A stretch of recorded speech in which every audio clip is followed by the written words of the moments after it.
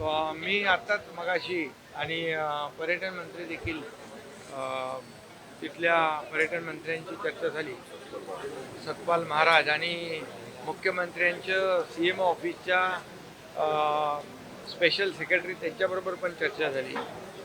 ते आपल्या एक विभाग आहे तो तिथला एरिया यमुनोत्री धाम जानकी चट्टी या ठिकाणी ते लोक आहेत. आणि आकाश जाधव नावाचा एक महाबळेश्वरचा पर्यटक आहे, त्याच्याशी मी बोललो.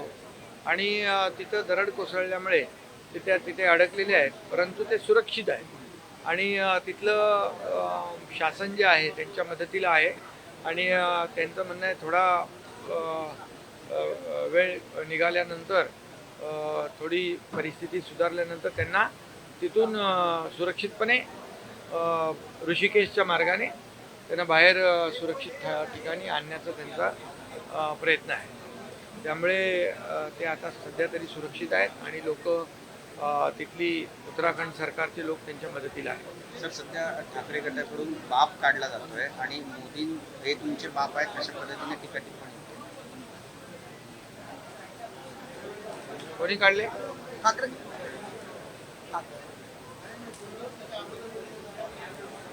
बाप कुणाला म्हणाले? मोदींना. अच्छा, या देशाचे प्रधानमंत्री. खरं म्हणजे नाना पटोले हे स्वतः अध्यक्ष, विधानसभेचे अध्यक्ष राहिलेले आहेत आणि त्यांना सगळं नियम कामकाज माहीत आहे. आणि विधानसभेच्या सभागृहाची जी काही गरिमा आहे, पावित्र्य आहे, हे राखलं पाहिजे हे त्यांना माहीत आहे. पण मला वाटतं का अगतिक झाले आज माहीत नाही. ते म्हणजे अगदी डायरेक्ट अध्यक्षांच्याच आसनाकडे गेले आणि त्यांनी ते राजदंड देखील उचलण्याचा प्रयत्न केला. खरं म्हणजे नानांकडून अशी या कृतीची अपेक्षा नव्हती.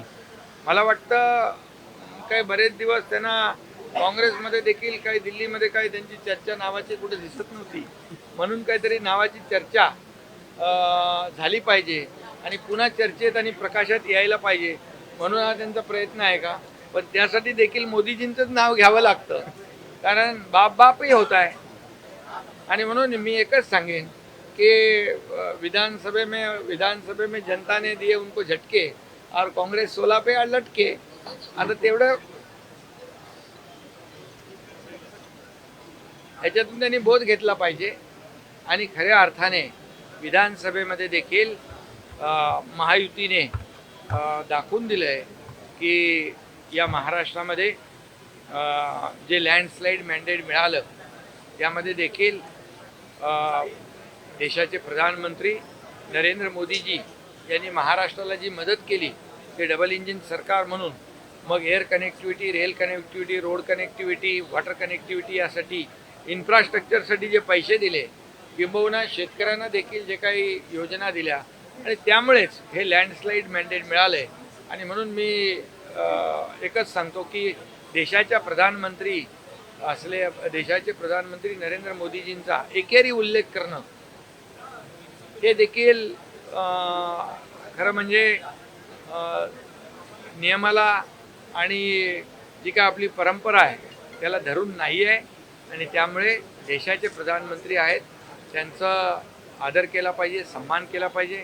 तसे काँग्रेसचे राहुल गांधी देशाच्या बाहेर जाऊन देशाची बदनामी करतात, प्रधानमंत्री नरेंद्र मोदीजींची बदनामी करतात.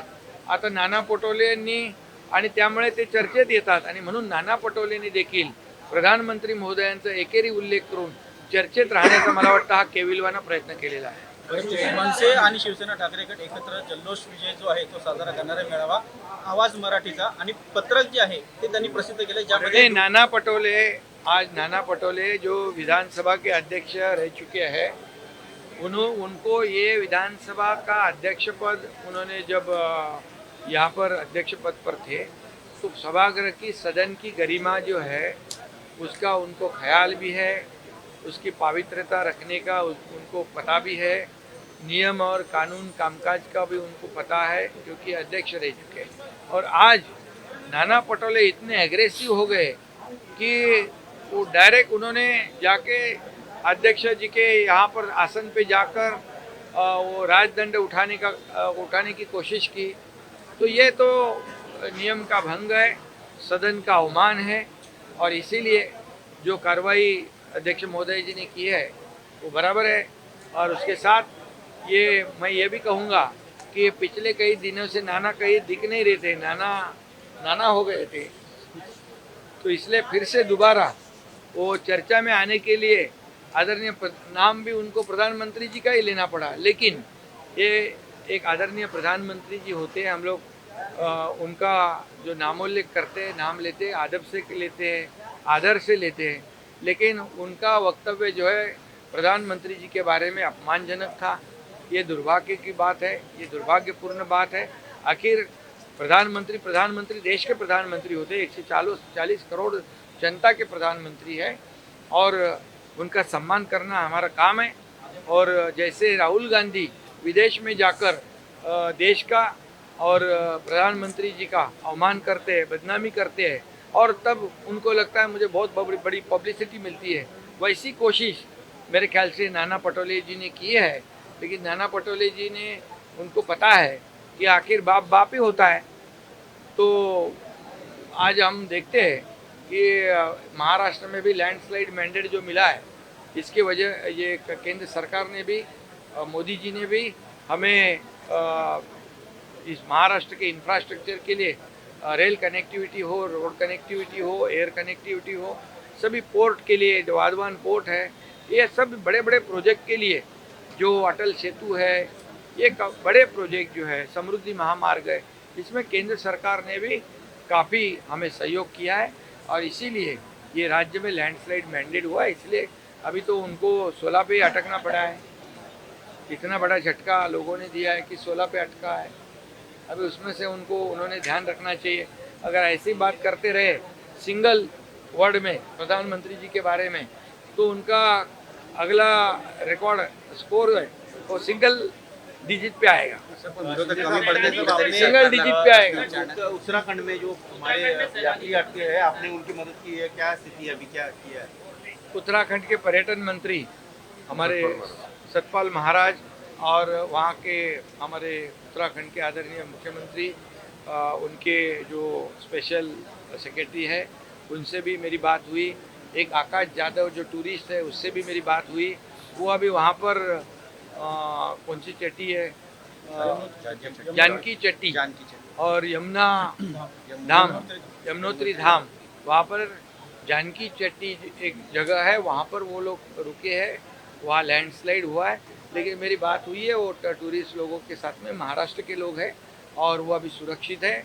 और उनको वहाँ की सरकार, वहाँ का प्रशासन पूरी तरह से मदद कर रहा है, और वो जल्द से जल्द उनको सुरक्षित यहाँ पर लाया जाएगा। कल कांग्रेस के साथ दिल्ली में गए थे, लेकिन अभी कांग्रेस कह रही है कि हम अकेले लड़ेंगे। महाविकास आघाड़ी में फूट पड़ती नजर आ रही है। कांग्रेस नेता को कहना है कि हमको अकेले लड़ना चाहिए। इसलिए आज नाना पटोले जी ने ऐसा किया क्या विधान भवन में, विधानसभा में, ये भी सोचने वाली बात है।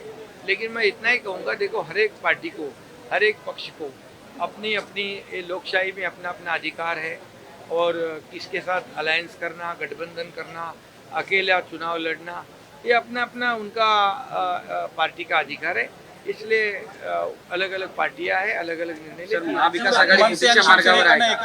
महाविकास आघाडी युतीच्या मार्गावर आहे. त्यांच्या नावाने एक पत्रक काढण्यात आलं. ठाकरे बंधू एकत्र मेळावा वरळी डूम. चांगलं आहे ना, याच्यात वाईट काय? याच्यामध्ये वाईट वाटून घेण्याचं काम काय? सर्व मराठी राजकीय नेत्यांना त्यांनी वेगवेगळ्या राज्यातील आमदार शिवसेनेत प्रवेश करणार असल्याची माहिती होते, काय सत्यता? वेगवेगळ्या पक्षाच्या राजस्थान वगैरे राज्यातून आमदार शिवसेनेमध्ये प्रवेश केलेला आहे. अनेक राज्यातले पदाधिकारी, राज्यप्रमुखांनी आमच्यासोबत येण्याचं काम केलेलं आहे. त्यामुळे आता शिवसेना राष्ट्रीय पातळीवर मोठ्या प्रमाणावर वाढते आणि नक्कीच या ठिकाणी देशभर शिवसेनेचं काम आणि हिंदुत्वाचा जो का आपला विचार आहे तो पुढे जातो. काँग्रेस एकटे लढण्याचा विचार करते, महाविकास आघाडी फुटीच्या मार्गावर वाटते. अरे बाबा, मी मी एकच सांगतो, जे पक्ष, जितके पक्ष आहेत त्यांना लोकशाहीमध्ये अधिकार आहे. वेगळं लढण्याचाही अधिकार आहे, आघाडी करून लढण्याचाही अधिकार आहे. त्यामुळे त्यांच्या जे काही निवडणुकीची जी काही स्ट्रॅटेजी आहे हा त्यांचा भाग आहे, त्यांचा अधिकार आहे. त्यामुळे कोणी युती करतंय, कोणी आघाडी करतंय, कोणी वेगळं लढतंय. त्यामुळे शेवटी महाराष्ट्रातली जनता जी आहे ही जनता कामाला मतदान करणार आणि महायुतीने गेल्या 3 वर्षामध्ये केलेलं काम लोकांसमोर आहे. किती आघाड्या झाल्या, किती काही झालं तरी सुद्धा येणाऱ्या स्थानिक स्वराज्य संस्था निवडणुकांमध्ये महायुतीचाच विजय होणार. सर शक्तीपीठ महामारी आता isakal.com आहे देशातील नंबर 1 ची मराठी न्यूज वेबसाईट. प्रत्येक अपडेटसाठी isakal.com ला नक्की भेट द्या.